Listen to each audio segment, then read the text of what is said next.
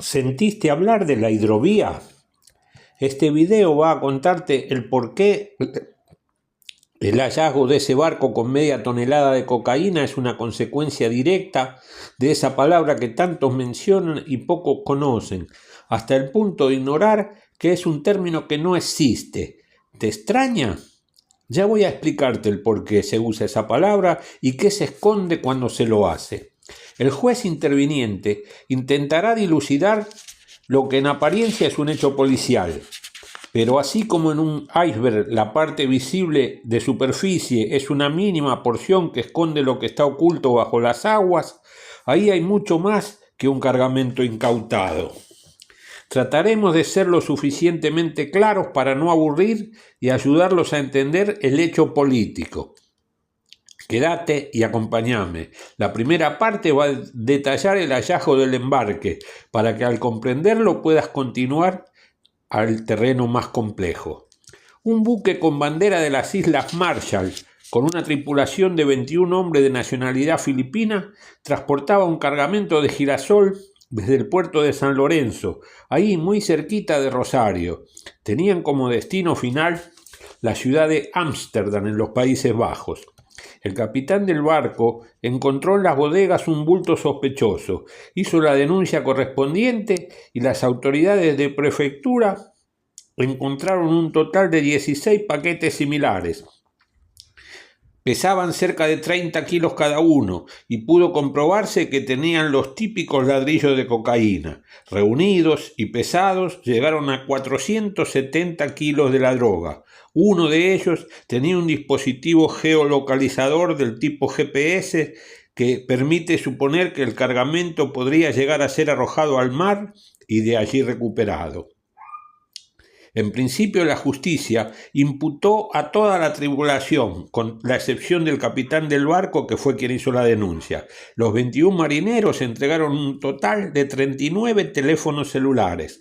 Están acompañados por defensores oficiales de los tribunales de Rosario. En un primer momento, el cocinero, que es el más comprometido, quedó detenido y el resto expectantes a disposición de la justicia. El defensor oficial le aconsejó al cocinero para convertirse en imputado colaborador.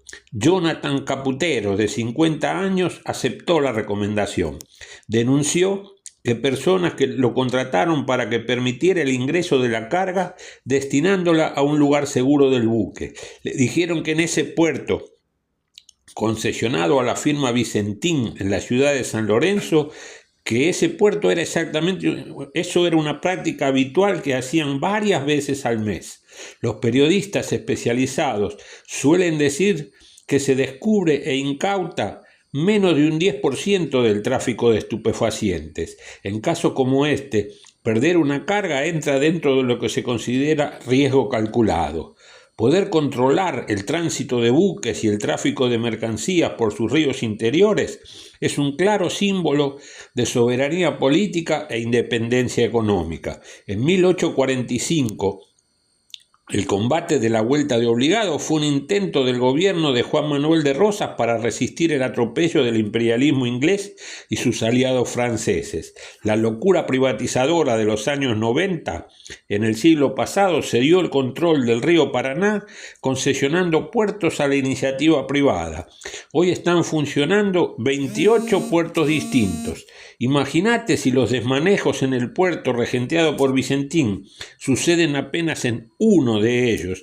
¿Cuál será el volumen de descontrol que significa toda la traza de 700 kilómetros del río Paraná y los 27 puertos restantes? Las irregularidades vinculadas al narcotráfico, como en este caso, son solo uno de los aspectos que merecen cuestionarse.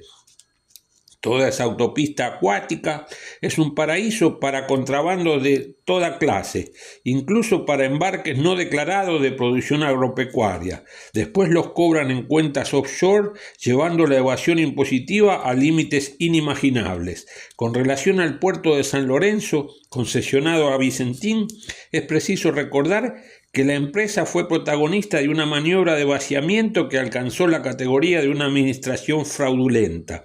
Después de haber perdido la elección a días de entregar el poder, en noviembre del año 2019, el gobierno saliente de Mauricio Macri le otorgó a Vicentín un crédito del Banco Nación por 18.000 millones de pesos de la época, una cifra cercana a los 300 millones de dólares. La empresa ya estaba en cesación de pagos. Fue una devolución de favores hacia uno de los principales aportantes de la campaña. Una semana después del último retiro de fondos, se declararon en convocatoria de acreedores. Curiosamente, forman parte de los listados de quienes fueron partícipes de la escandalosa fuga de capitales propiciada por ese gobierno saliente. Como principal acreedor, el gobierno que llegó anunció la intervención de la empresa, la toma temporal de su control para asegurar la continuidad de la actividad y la protección del resto de los acreedores. Hubo un proyecto de ley para expropiarla, declarándola de utilidad pública. Esto generó una reacción en cadena de los sectores más conservadores de la población. Lo denunciaron como una intromisión del Estado, un ataque a la propiedad privada con la anuencia de la gran mayoría de los medios de difusión, que hubo sectores de clases media empobrecidas que salieron a las calles a rechazar la medida. Acuñaron la frase «Todos somos Vicentín». ¿Te acordás? Fueron funcionales a los que tomaron fondos públicos para fugarlos al exterior, dejando un tendal de acreedores impagos, entre ellos pequeños productores que perdieron sus cosechas fruto del esfuerzo de su explotación agrícola del año entero. La posibilidad del Estado frente al principal puerto exportador lo hubiera convertido en un testigo clave del movimiento real de cereales, eliminando evasiones y contrabandos. Al vencimiento de cada una de las concesiones, se hubiera podido retomar el control de cada puerto hasta recuperar el total de todo el río Paraná. El periodista Mempo Giardinelli, estudioso del tema, bien dice que el término hidrovía no tiene un significado en sí mismo. Es una manera elegida para disimular, llamando al mismísimo río Paraná. En tal forma, quienes explotan en forma privada ese canal de transporte están reclamando adueñarse del propio río para sus intereses particulares. El Paraná dejó de ser para todos y para considerarse en una propiedad privada de las empresas exportadoras, siendo como lo es un paraíso para el contrabando y el tráfico de drogas.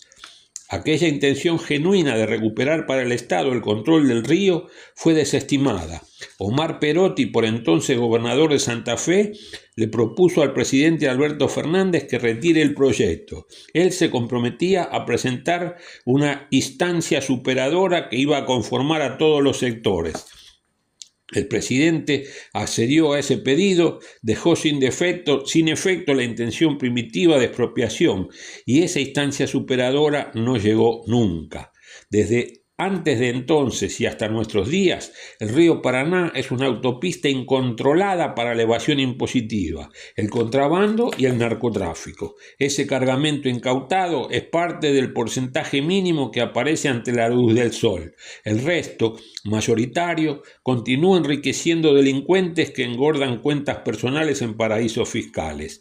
En 1845, en la Vuelta de Obligado, los imperios francés e inglés se abrieron paso a cañonazos para controlarlo al río. Privatizaciones mediante. Hoy, 180 años después, lo consiguieron de otro modo, pero los objetivos son los mismos. Bueno sería cerrar este trabajo citando un pensamiento de don Arturo Jaureche.